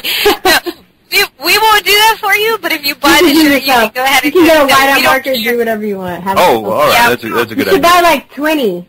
All right. And then, We don't judge what people do after they buy them. All right. So, but we're not going to sell this shirts along the way. But thank you for calling in. We thank All you for right. your Thank you. listeners. Yeah, down with the Jews. Thanks for the Let you call. go. Bye. All righty. Woo! What, another one? What? Did you, were you, I was like, I don't even know what to say. Yeah, Alex anymore. Jones gets cool people calling in, man. He doesn't, He does, but he doesn't, I mean, he says he doesn't screen the calls. I don't know. That one was really strange. We should maybe start screening. Because that was... well, maybe we'll find somebody cool, you know what I mean? Like maybe, let's just be open today. It's gonna take more time. It's gonna be a lot of work. I want to just see, and see who to talk to next. I think we're going to take a short break really quick. Yeah, because the guest that we were planning to have on the show has been running late, and he's been piping into me, so we're going to give him, Okay, why don't we do that? So why don't we take a short break? Everybody, please stay tuned, and when we get back, hopefully no more unscreened calls, because those were all really, really, really strange. So thanks for listening to Truth or Talk. Please bear with us. We'll be right back. Everything I'm looking at seems crazy. The newspaper, the television, nothing's right. Nothing's telling me what's true. It's like I fell into a bucket of cream and kicked my legs until I became a mouse. What's that about? I'm a conspiracy realist, not a conspiracy theorist. I want a t-shirt that represents me. What? There's one that's available? Go to shop.truthertease.com, says the voice in my head. Shop.truthertease.com. It's not crazy. I'm not afraid to go on the internet and go to shop.truthertease.com. I'm not scared. I taken out bowling balls that look like you. That's what I said. Straighten out. Get your conspiracy realist t-shirt. Don't make me come over there. You look good. You look Hey, good. so welcome back. Thanks for sticking with us here on Truth or Talk. You can find us at truthertalk.com. We just took a series of calls, which we had never done before, which we may never do again because it was hugely disastrous, although it was kind of funny. Did you find it amusing? Yeah. A little bit. The last guest was like, he was a little creepy. Do you think he was like a skinhead, or like, what was his, I don't know what his deal was. I think he was what? Like, one of the skinheads, like he was really strange. Have you heard any skinheads? Skinheads, I don't, as long as they're not trying to kill anybody, maybe he was a skinhead, Well, skinheads that don't, I'm talking about the skinheads that are extraordinarily racist. Extraordinarily. Do you know what I'm saying? So anyway, as opposed to that are racist? But then they know about stuff like the New World Order and the Rothschilds and things like that, but then they think everything is the fault of the Jew. So I don't know. But anyway, so I digress, because we're going to bring in our friend. I'm sorry, what were you saying? That's delusion. That's not, Yeah, that's weird. Anyway. So anyway, because I don't want to keep our guests waiting for much longer, so we're going to bring our friend Liam Scheff on the show today. Liam, the author of Official Stories. You can find it at our website, at his website, liamscheff.com. And he's here to talk to us today. So thank you for being on the show, Liam. Hi. Hey, Liam. Yo, ladies of the Truther Dome. Yeah. Yeah. So, Liam, I've noticed that you've been posting a lot talking about religion. You're researching about religion. We just had a Jew hater on our show. I don't know that he was a religious man, although he said that in the Bible it cites that all the Jews are bad, or what did he? I don't remember exactly how he said it. The seventh son of the seventh son of the seventh son, like that. Something. I don't know. I just kind of tuned out after a while. It's because he wasn't making any sense. Right. Yeah, he wasn't making any sense. He was slightly amusing. Yeah. But anyways, that's not true though, right, Liam? What? In your research, that Jews, it says in the Bible to hate all the Jews? Yeah, it's not. The Bible is Old Testament, which is any number of books that were collected from papyri that were written anywhere in the 7th, 8th century BC, that were the books of the Hebrew people, sons of Israel. It's very confusing stuff because they were collated and collected at different times and not really brought on, under a binding of a single book at the time they were written. They just floated around for a long time. They're very confusing books, like Leviticus, which is, tells us all about what we're supposed to do and not allowed to do, and how many beatings that you get if you have sex with or fool around with a certain person. And it's just a crazy set of books. But then it was all compiled with this new stuff called it wasn't called the New Testament until maybe the 300s. But these Gospels that were written from like 70 AD to, I want to say, 90 or maybe 100 and 110 AD, that were, again, written by different authors all over the place, really written by groups of people, copied from each other. And that new book, or those new books, became more and more intensely anti-Jewish, especially by the last Gospel, which was purported to be written, but nobody really buys it anymore, by a guy called John who was a fisherman, but it wasn't. It's written in highfalutin Greek, not the Greek of a fisherman or an Assyrian fish, whatever he was, Greek fisherman. So it was written in very artistic, very artful language, which didn't belong to that guy. And it looks to have been written by, sort of for political purposes, to codify the church. And even people inside the church will say that, but it's very anti-Jewish. I mean, the first book, which was written by Mark, even though we get Matthew, Mark, Luke, and John, Mark wrote the first one, and it's a story of a guy who was maybe a prophet, not the son of a virgin, maybe not the son of God, maybe a son of God. It's a little iffy. And then the next one, what is it, Matthew, Mark? Does Mark do they have last names? Their last names? I don't know. No, not that. I have no idea. Jesus' last name, was his name Christ? No. Christ was a Christ was a signifier. And that might have come from Christos, might be related to other words that might have been very common signifiers for prophets or, religious people. Messiah was either the anointed one. All of these terms that we think are unique or special belong to subsets and groups of people. But the last gospel was really, really anti-Jewish. The Jews, it's the Jews' fault, and they went out of their way. They went the writers of this thing, especially the last one, went increasingly out of their way. I'm going to say to exclude the Romans, because the Christians, who were the followers now of this Reformed Jew, Joshua or Jesus, went out of their way to excuse the Romans from all wrongdoing. Even though the Romans crucified them, they had to excuse the Romans because they lived under Roman law, and they couldn't blame the Romans, so they blamed the Jews, and that's what happened. Even though Jesus, or Josh, as we would have called him, Joshua, was supposed to, if he lived, there's no archaeological evidence, there's no concurrent history, there's nobody writing about him at the time. This guy doing magic and mysteries in a very crowded, small geographically, constricted area in the Palestinian Israel, what they call the Levant, between Egypt, between the hubs of the world, Egypt and the Roman civilization spreading through Hellenic Greece. I mean, this was all populated. I mean, not as tightly as New York or anything, but it was populated, and there were people writing history. There just was nothing there. It's a messy story if you try to make literal sense out of it. If you take it as a spiritual story, you can do anything you want. Take it as a spiritual story. But that serves a spiritual psychological purpose. So, yeah, I have been turning my attention to this stuff, and I've been, criticized a little for doing it, not too badly yet, depending on when this airs, we'll see. But, I got into it because the sciences, underneath all the sciences, there is this, it's just pure religion. So, you can only go so far in understanding vaccination by reading all of the technical papers which say, yeah, this is dangerous. We know it's dangerous. And so you go, well, why do we do it? So you look and you go, oh, it's baptism. It's a religious rite. Okay, what's baptism? When did that start? Well, and then you ask that question. And then you're suddenly in Judeo-Christian, Assyrian, Babylonian, world tribal myth, etc.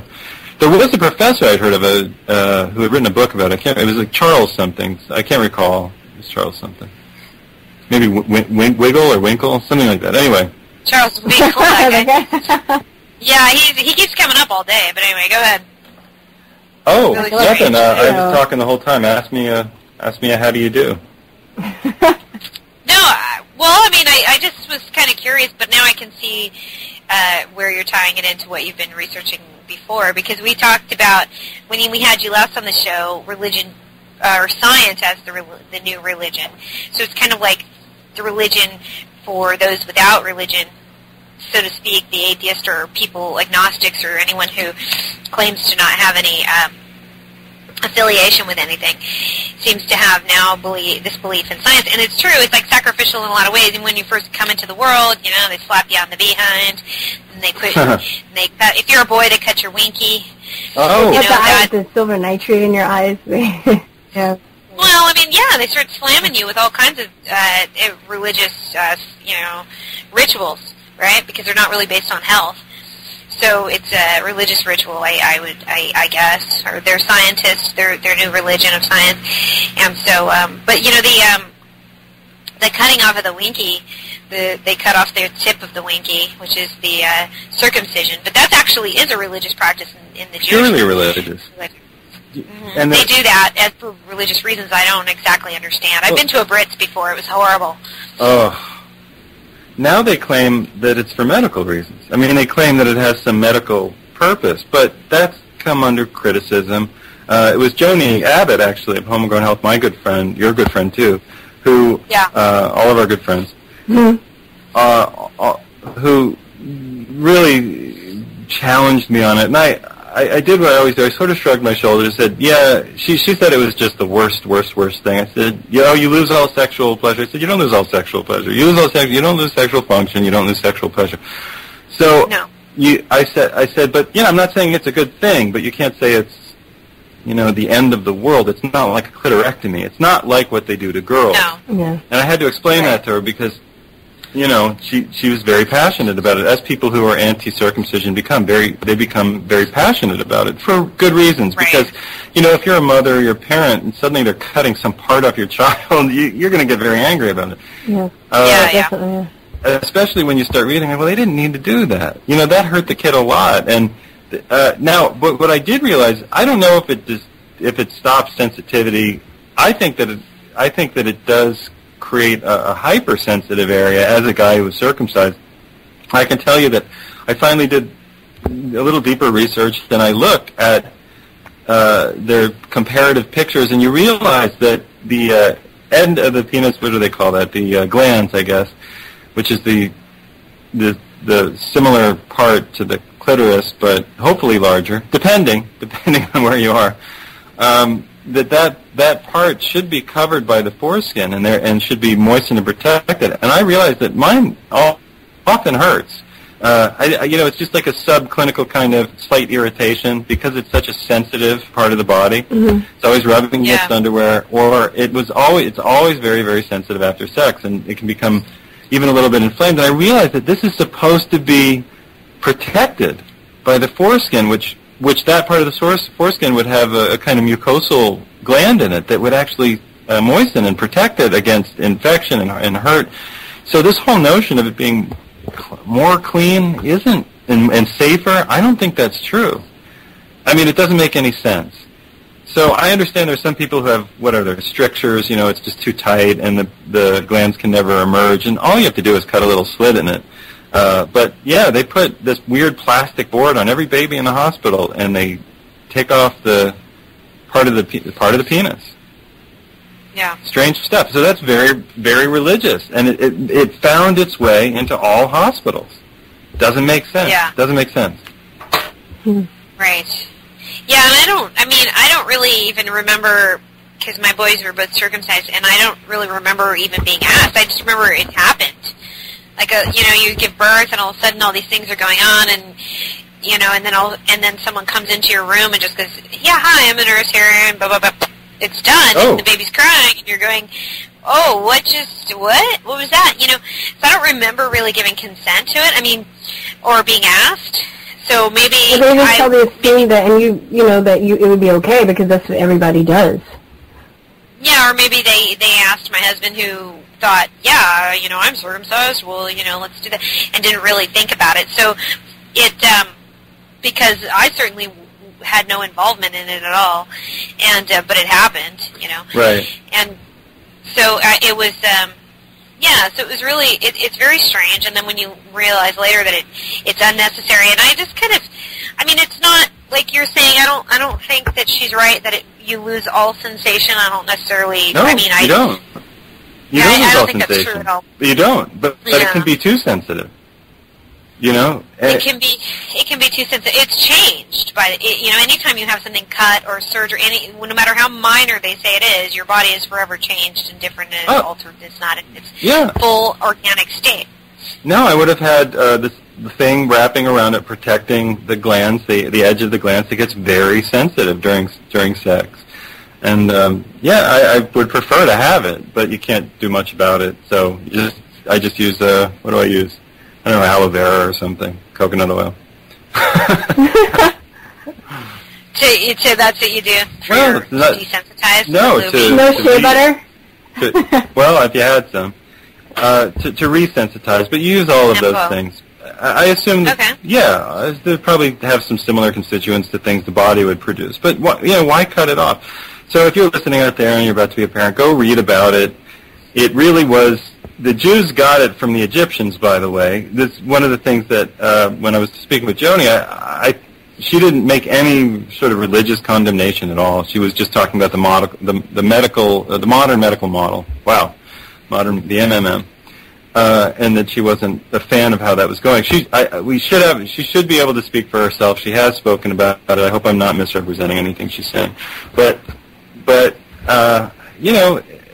we talked about it, and I just started researching it, and then I shared the information with her, and I said, well, this culture did it, this culture did it, this culture did it, and what you find is that many tribal cultures around the world do some bloodletting ceremony. Most of the time they do it, though, around sexual initiation, which seems even worse to me. To do it at 13. Yeah. Oh, yeah. Oh. For the Brits? Oh, no. They do, but they do it when the child's a little older, which I think is a little harder. When you do it in the hospital, they do it like right away. But for the Brits, they have it at the baby's a few months old at that point. Yeah, well, imagine that first day. It's awful. Yeah, that first day, you're like, where was I? I was in this nice warm place, everything was soothing, I was listening to music, like a heartbeat, and then suddenly I'm being squeezed down in this tube, and then I'm out, somebody hits me on the backside, they pour liquid in my eyes, and somebody cuts part of my penis off. That's like a bad first day. That's a horrible first day. Like, welcome to Earth, little bastard. This will give you a clue what it's like. This is what's coming. Yeah, everyone's mean. They're all looking to cut you. or poke you or poison you or whatever, you know. But yeah, it's weird. It's a very weird thing. I mean, I thought it was awful. And they had the women in one side of the synagogue and then the men on the other. So the women were behind like a wall. You couldn't really see. You could see the rabbi, but you couldn't like see the baby. And then next thing you know, there was blood and the baby was crying. It was like, ugh, because I think at least in the hospital they do try to like numb it a little. They put something on there to try so that you don't feel it so much. But then and they don't do that in the Brits. They just, it's old school. They just clamp that thing around. Yeah. I didn't like it. It wasn't happening to me. I was going, but... Did you know when you were a kid or an adult? Well, I was a kid, but I was an older kid. I was like 13 or so, or 14. It was my best friend, and her mom had a baby and her little brother. So, yeah. So it's, so I understand, Liam, this is a brief one. You don't have much time with us right now, so you need to get going. So what's going on with you? You're researching religion. What else are you doing? Besides the aloe. Besides putting aloe vera on your penis. Yes, besides post-masturbation aloe, there's an article floating around that masturbation is good to prevent toxic buildup, which may contribute to cancer. But for whatever, you never had to sell me on it. You know, I was there from 6 or 7. Like, yeah, that's what? No. 6 or 7? That's really young. Well, oh, you're kidding, right? No, I'm serious. I was like, this feels good. Really? But you didn't have necessarily sexual thoughts while you were... I was going to say, I didn't have, I had excitement, but I was, I got excited. I liked older women. Did you? Yeah, by 8 or 9, I really liked older women a lot. Older, like 25, whatever was in Playboy at that point. Right. Yeah. And they were fully... that age, yeah. There's some latency period. I mean, that's... Little kids don't really have... I mean, they do... Boys all touch their penis and are obsessed with anything that's phallic, because I have 2 boys, and I know that they'll pick up a stick. They've never seen a stick they didn't want to pick up, It's like anything that's shaped that way, swords, sticks, it's just natural. People say, that is not conditioning, I swear to God, it's natural. Boys like that stuff. They do. And, sword fights. Like with sticks, and then also peeing on things. Oh yeah, Aiden just learned how to pee in the garden, he just loves it, and he thinks it's hilarious. It is. It must have been something we, as hunters and gatherers, did for 200,000 years. Like, the animals are coming, guys, go pee, and women too, go pee on everything. Right. Yeah, so he just goes out there and he just laughs, he thinks it's a hoot, and, but, I mean, I don't know, and, so... It's cute, though. I mean, it's cute because he's little, but, when you start to get older, he thinks what do you see always at the side of bars after hours? You always see the guys in the bar just creeping around the side because the bathroom is closed. But I'm doing religion because religion is the subtext of the text. Religion is the subtext of the modern culture. And the ancient world was a religious world. The modern world is a religious world. We call it science. We do a little math with it, but it's still a set of religion. Yeah. Because we're the same species. We're a myth-telling monkey. We're always going to be that species. Yeah. And good. So how long is? Yeah. How do you have not a deadline, but do you have a deadline that you want to have it done by? Like when can we expect your new book? I'm going to squeeze this out before the holiday season. So come hell or high water, there will be a book. It'll be an interesting book, and yeah. Is it going to be funny? I love it when it's funny. It can only be funny. Awesome. Because I get bored if I write seriously for too long, and I just start trying to make myself laugh. Yeah, I know. Yeah. Great. Awesome. Well, we're looking forward to it, of course, and thanks for piping in today. LiamScheff.com. You can find him. Go ahead, babe. The new book will be called "You're All Stupid and So Am I." Okay. All right. So you heard it. He said it. We didn't. Send your hate mail to Liam Scheff. You're all stupid. No, but we thank you for being on the show. Thanks for popping in. Yep. And, yeah, so we'll look forward to it. Hey, stay with us, everybody. We'll be right back. We're going to take a short break. All right, girls. Everything I'm looking at seems crazy. The newspaper, the television, nothing's right. Nothing's telling me what's true. It's like I fell into a bucket of cream and kicked my legs until I became a mouse. What's that about? I'm a conspiracy realist, not a conspiracy theorist. I want a t-shirt that represents me. What? There's one that's available? Go to shop.truthertease.com, says the voice in my head. Shop.truthertease.com. It's not crazy. I'm not afraid to go on the internet and go to shop.truthertease.com. I'm not scared. I've taken out bowling balls that look like you. That's what I said. Straighten out. Get your conspiracy realist t-shirt. Don't make me come over there. You look good. You look good. Hey, welcome back. Thanks for listening to Truther Talk. So we just got off the phone with our friend Liam Scheff, who came in after we had a couple of weirdos. I hate to be insulted. I know. Well, you know, at first you were like, oh, he seems a little bizarre. And I didn't say anything because I was like, damn, that's a little bit judgmental, April. But, you know, I think your intuition was right on. But, you know, whatever. I would really, I mean, I kind of let that slip, you know, because I wasn't really trying to call the guy out before we even had him on.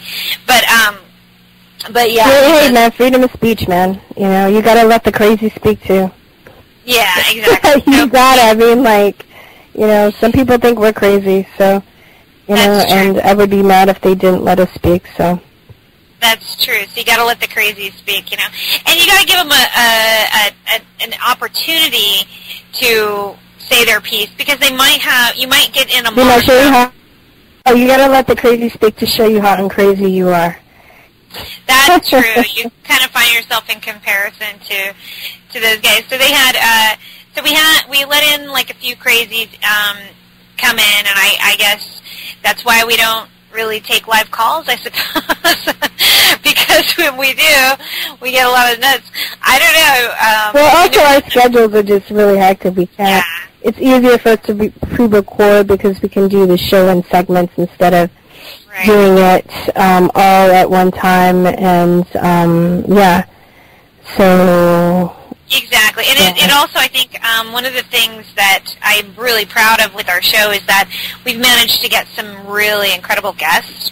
And by us being able to pre-record, it allows us the flexibility to get people on our show who, if we were doing it live and we only had one time frame in which we could do it, like we do a lot of recording on the weekend. A lot of people don't want to record on the weekend, but it allows us to, you know, get them after work or get them whenever. It kind of gives us some flexibility to work around. Well, plus they're just in different countries. We've had some people that are, you know, in different countries or different parts of the country that have a different time zone, so that helps too.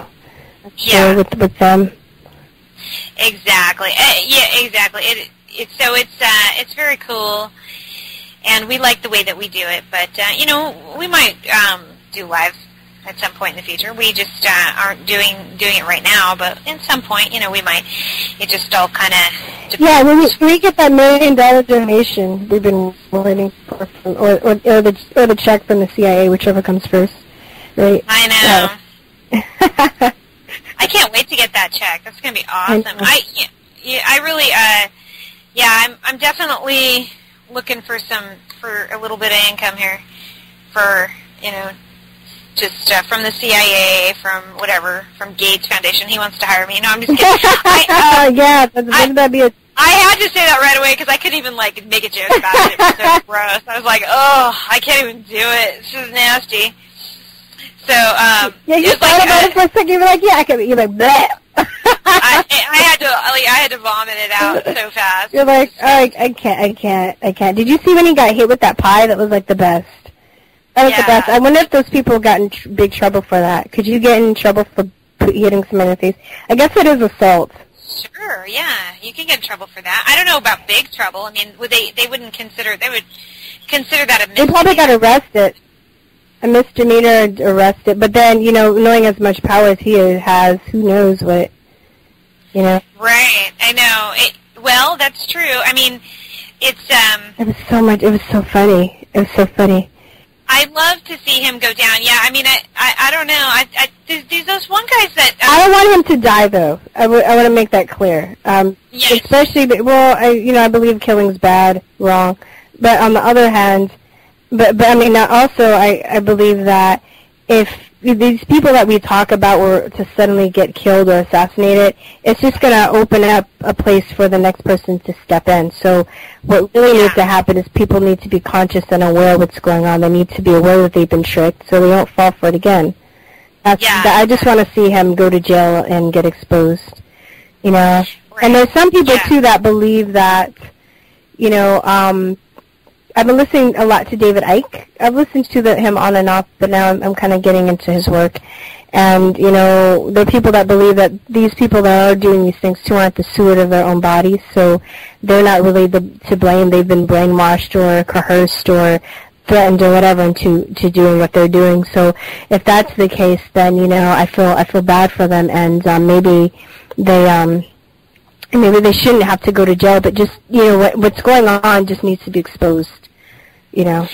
Because that would suck, too, if your family's getting threatened and you have to, or something, that would suck. I mean, what would you do? I don't know, It's, right, and it's like, you don't want to, you want to just expose, like, these people who you said, like, they sort of deify, that they think are really great people because they're geniuses, or they think that they're geniuses or whatever.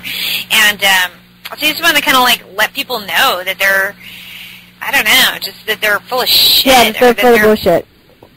Yeah. But if they do get hit in the face with the pie, I'm going to laugh. You know who I get mad at? I get mad at the people that throw shoes and they always miss.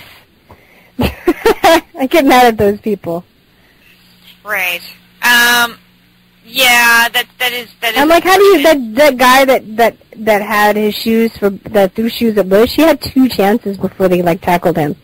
I'm like, how do you miss both times? Come on, man. You should have practiced at least before you did that. Right. Come on. Yeah. I know, it's true. But I mean, what do you think of these guys that punch people in the face, though? I kind of think that might be a little over the top, though. Wait, who punches who in the face? I don't know. There's these group of guys who they went in and they punched Brad Pitt in the face. And that's terrible. Why would they? Yeah, well, they're just hot. They're just jealous. Why would they? Did they say why they punched him in the face? They just are a group of pranksters, Well, that's not. No, I don't agree with that. And I don't really know how Brad Pitt has really hurt anybody either. It's not deliberately. I mean, I don't. Yeah, deliberately. I don't really.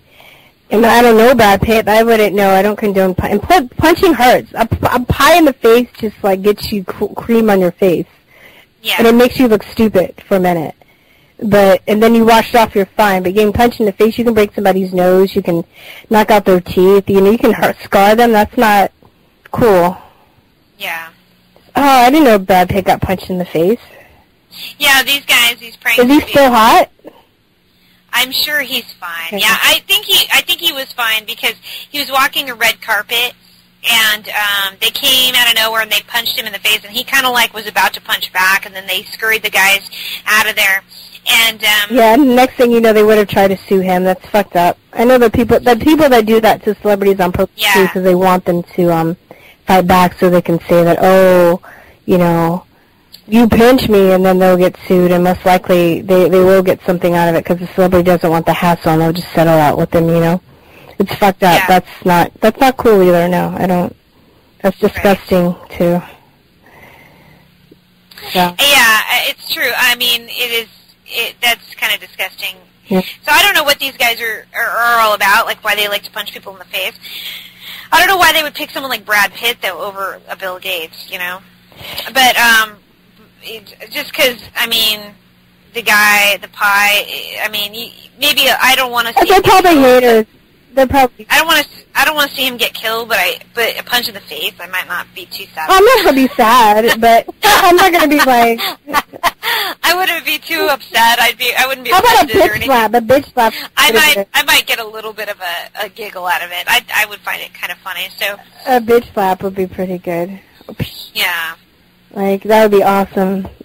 Yeah. Or just to see them trip and fall, like so down like a few stairs, not like a huge staircase, but just a few, maybe like 5 or 6. If they just like happened to be walking and slipped out a banana peel and fell, I think I can get a good laugh out of that too.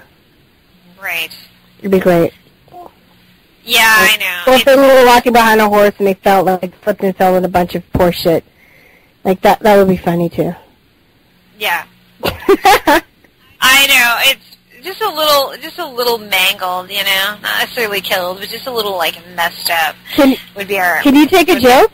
Are you? Well, you seem. I know you. I'm just asking you. I know you can. I know you can laugh at yourself. There are some people that. Yeah. So, yeah. I hope so. I hope I can take a joke. No, you can. You can. No, I mean, like, have you ever seen?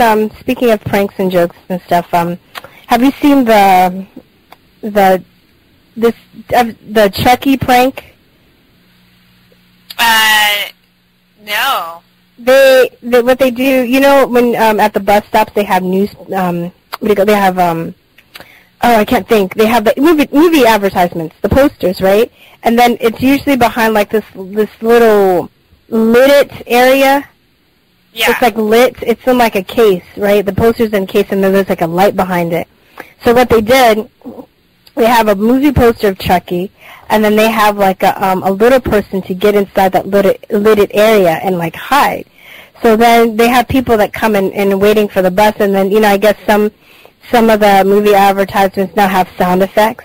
So they'll say, you hear this laugh, and then he'll like break through the glass dressed as Chucky, and like make people run down the street. It's the funniest shit. Oh my god, it's just funny. It's just like grown men screaming like little girls. It's like amazing. It's so funny. Yeah. Oh, do you see the one where the girl was in the elevator? No, they had the elevator prank with the ghost. Yeah. With the ghost. Oh my god, that was genius. That was so funny. But I mean, as long as people don't get hurt, I guess there's some people that are still like, well, they could have gotten hurt or what, you know, for doing that. So, I don't know. Yeah, so I don't know. Pranks are good. I like to pull pranks on people. I like to play with people. I do. Or just joke, or, you know, I like doing that stuff. And if it's done to me, I can honestly, I honestly could say that I can take a joke back. I'll be like, oh, you got me, you know. But yeah, I know. I don't really get mad when people pull pranks on me. I haven't anyway. So, but yeah, you know. So we had maybe these people that were calling in on us were pulling pranks on us because they were so weird. I don't know, but then I know because some people are so awful weird. You're like, am I being punked? Am I? Yeah, pranked? exactly. But I don't know, man. I guess we'll never know. Yeah. But you know, we just gotta make fun and, you know, about it while we can, or, you know. Right. Not while we can, but just have fun or make a joke out of it ourselves. Find the humor in it. That's what I'm trying to say. Kind of humor in the print. Yeah, so this Professor Winkle guy, and then he kept getting brought up throughout the entire show, which was really funny. Professor Winkle. But anyway, but Liam, when he came on, he was talking about, we were getting into a little bit of the religionist, science as religion kind of thing. And so speaking of Bill Gates, what did he say, what did Liam say about vaccination, that it was like a baptism, yeah. He compared it to a baptism, and I think, you know, Liam's been using this term for a while. He's been calling science as the new religion, and I think that's prompted him to go back and really understand religion and to really back what he's saying, and it's drawing all these parallels as he's saying, and he's saying like vaccination is baptism, and then we talked about circumcision a little bit, and that actually is a religious practice that now they've turned into a medical procedure. in the Jewish religion they started circumcising. I'm not really certain how that got started as a religious practice, but it I don't know. So I don't know exactly how, but in the United States we consider that now for medical reasons, but there really aren't any medical reasons. And then what was I reading somewhere that there's only 2 countries, the U.S. and Israel, that regularly circumcise. Other places don't. Yeah. So that's kind of weird, right? Because then why would well, we're the only 2 on the planet that do that. Yeah, and then if we're the only ones that do it, then or is everybody else just like getting these infections and things that they claim that you're going to get if you're not circumcised? Yeah. I doubt it. You know, Yeah. So I think that's a pretty good indicator that that is a religious practice and something that they started doing for religious reasons, just like not eating meat on Friday or like whatever. You know, they come up with these religious practices that really you don't really understand, but you kind of just do it. Yeah. You just take it as face value. And then I think that in and of itself, you can compare that to the medical industry. Like, we don't know why we do these things, but we just kind of take it as face value, you know? So, I don't know. There's always something going around, and there's always something everybody's afraid of and stuff. So what about this, like, new, what do you think of the new Ebola scare? Do you think that that's a real threat? Did you say Ebola? It's Ebola. I'm sorry, not to be a stickler. You mean Ebola? Ebola, yeah. Ebola? I'm like, wait a minute, is that a mixture between E. coli and Ebola? I think I almost said E. coli. E. coli is a bacteria. Yeah, Ebola is supposed to be a virus. I'm totally kidding. I'm messing with you. Well, I think about it. When I've seen footage of it, and I remember looking it up as a kid, it scared the shit out of me, because basically what happens, I guess, is your organs start to dissolve. It causes your organs to dissolve and then bleed out through all of your orifices. Yeah. That's not cool. That's an understatement. It's disgusting and horrendous, abominable. Okay. I mean, so they're saying that it's coming to the U.S. soon. Is that what they're trying? Is that the next new scare that basically they're based have the vaccine? There have been a few cases in the U.S. and but no one I think has died yet. Or yeah, I was going to ask, have there been any deaths? So that's where, that's where that kind of negates my understanding of what it was, because if it really like liquefies everything and you just liquefies your innards and it's just all, then how do people survive that at all? So well, I guess it does it slowly, or it starts to do it slowly. Maybe you get it before you can attack the virus before it does that. Maybe there's maybe it starts to do something else, so you can figure out if you have it before it starts to do that.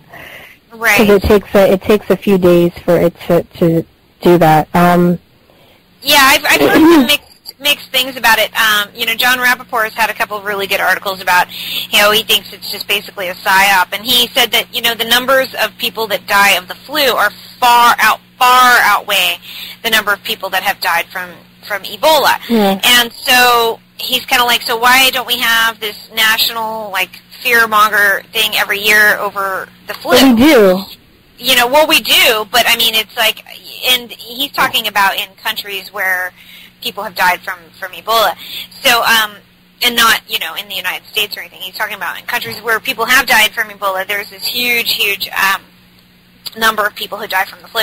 It's far less in the United States.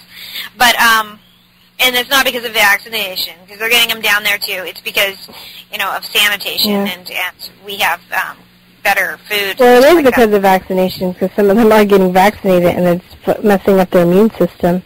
Right, but it's not because, you're saying it's not because they're not getting vaccinated.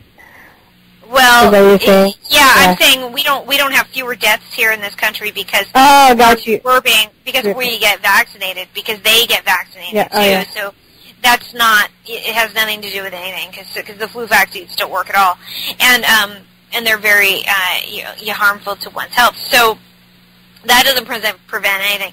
But the Ebola thing, I guess it does sound like, if you come into contact with it, it's not something you want to get necessarily, but I I don't know. It's just really weird because now they're saying that they're already trying to work on a vaccine, and then Monsanto has apparently got a patent on an Ebola. Good old Monsanto. Yeah, right? Like you're going to trust that shit. Yeah, but who trusts Monsanto? I mean, I'm sorry, go on. Let you finish. Well, they have a patent on a new drug that's supposed to fight Ebola. So that's where I don't. If it's that deadly, like I don't believe that they are going to know how to cure it. Like I just don't believe that shit at all. Oh. So that's where it makes me think of like polio, which was a whole shim-sham, where it's actually being caught. Is it really a deadly virus, or is it being caused by something else? And then they're just claiming that it's being caused by a virus, and then they have the problem, reaction, solution. So right now everybody is in the reaction phase where we're all reacting to it through fear and saying, oh, holy shit, I'm going to get sick, I'm going to get Ebola, it's going to kill me. But is it really going to? Because is it airborne? Is it, does it go through fluids? Is your immune system up to par, Yeah, so are you even going to contract it? And then some of the contradicting articles are saying that it's not airborne, that it actually, you do have to, it does transfer through fluids, so it's going to be pretty hard in the U.S. to contract it. Well, not if they have the vaccine. Right, so that's where the vaccine comes into play. And we were talking about, because they've been like, we even when we're not recording, we bounce ideas off of each other. And we were talking about, how different countries, all these countries, if you notice, that have all of these that are rampant with disease, they have really poor sanitation and poor water systems. Water is highly contaminated infected. It's really poor quality, and their sanitation systems are the best. Like talking about how they do away with their waste and how they do away with trash. And so when you're in a situation like that, you attract a lot of parasites and stuff, and it breaks down your immune system. So if you do come in contact with disease, you're more susceptible to getting sick. And we were talking about, I wonder if people have tried to release airborne diseases into first world countries. But I think they're figuring out that if you live in a place with good sanitation and our water has all the stuff, and it's not the best. I'm not saying our water's the best, but compared to other countries, it's really good. And so if you're trying to release something into a country or an area that has good sanitation and basically good water systems, that they're not going to be as susceptible to disease. So then you're going to have to trick them into getting it intravenously. Right. And then I think, people that might fall for the vaccine are going to be like, oh, well, then they'll get it, because it's been injected to their body, and then they can say, oh, look at all the people that are dying from Ebola. Then more people will get scared and want to get the vaccine. And then they'll get sick, And then there might be people that would be forced into vaccination. I don't know. To me, though, I'm saying that's what I think they're thinking. I think that's what they're trying to pull. And, Monsanto, haven't they figured out that everybody knows that they're fucking evil? You would think that they would at least change their name. I know, right? I know. All of these countries have banned our GMO foods, but we'll just make vaccines, and we'll still keep our name. Nobody would know the difference. Dude, and I know, it's like so when Superman puts glasses on. It's like when Superman puts glasses on and pretends that he's Clark Kent. Nobody does. I feel like Monsanto's like. They just obviously don't care because, they sat there and they poured Agent Orange on all the people in Vietnam during the war, and to the fact that, here to this day, like we're 40, 50 years later, people are still like sick and dying from the Agent Orange, and their offspring are growing, being born mutated and shit. And then they went and they put in one of their headquarters there in Vietnam. Were they called Monsanto? Yeah. Well, that just goes to in the 70s when they were still Monsanto. I think so. Yeah. I think they've always been. I don't think they've had well, you know what? That just goes to show that there are other powers that are behind them, that are pushing them. Because they just don't, like the devil? Yeah. Like, they just Satan himself, basically. Satan himself. Satan himself. They just don't even trip. They're just like, I don't care what the people say. I put this fucking office in Vietnam. I I mean, geez. it's like these kids with the mutations. I mean, if you look up, I don't recommend anybody do it, but if you have a morbid fascination and you Google images of Agent Orange, you're going to see the worst things you've ever seen in your life. And talk about, like, being afraid of Ebola. Look at what Agent Orange has done. And see, so that's my point too. Going back to that, just real quick, just to go back to what I was saying, is it really a virus? Like, what's really causing it? And that's where, because as we can see from Monsanto, Agent Orange, and the damage that vaccines have done, and the damage that DDT, which was the real cause of polio, and et cetera, then you start to go, well, what is really causing Ebola? Mm. And is it really going to be? Is it something that's airborne? Or is it something that is airborne, perhaps, but maybe it's a chemical, or something that they're just trying to call it a virus and saying people are, I would want to investigate this more, because we've done a lot of research on viruses, and 90% of the time it's total bullshit. The official story is total bullshit. And the thing is, too, I've always thought about, if a pandemic were to happen, if, some disease did get into the U.S. and just started, everybody started getting infected, they wouldn't have time to make vaccines for people to take in order to stop the spread of it. Oh, no, they won't. You know what I mean? So it's like the only defense, really, against something like that is a healthy immune system. Exactly. And say they did, it's going to be the rich people and the elite people that get it first, so you're shit out of luck either way. Right. Yeah, and as we were talking before, we were talking off air, we saw that whole H1N1 scare, which turned out to be nothing. And, they did the same thing and acted like everybody needed to go and get it, and everybody needed to line up, and they had to be all afraid, and everyone was going to die and shit. And it was just turned out to be a normal flu. And, and all these people... They were like, psych! It's just a good old flu, basically. It was just a regular old flu, and it wasn't any worse or any and it just didn't... It wasn't anything at all. But, I mean, so that was just a psyop to get everybody vaccinated. And now to this day, M1, even though it's circulating... I don't remember the last flu shot I got. There's that. Triple shot. They do, like, the West Nile... The same vial? Yeah, oh, yeah. That's so nasty. Isn't it? I know. What's wrong with them? They're crazy. They're all obviously run. Are they part of the eugenics agenda or something? I mean, what are they trying to do? I wonder. They could be controlling the population. You think they're calling the population? Who do they think they are? I wish I knew how to do sound bites, because this would be the perfect time to pull up the church lady. Be like, could it be Satan? Remember the church lady? Yes, I know. Live, David Carvey. Yeah. I mean, yeah, it'd be the perfect time when we talk about these people. Just like pop in a Satan soundbite every now and again. But we're out of time here, so we're going to go ahead and close up the show. Thanks for listening. Thanks to Liam. Thanks to our callers. We appreciate your calls, sort of. But and thanks to Liam Scheff. You can find him at liamscheff.com and find out what he's working on. His new book should be out pretty soon, I hope. But anyway, until next time, y'all, peace, truth, and love. Love you guys. Bye-bye.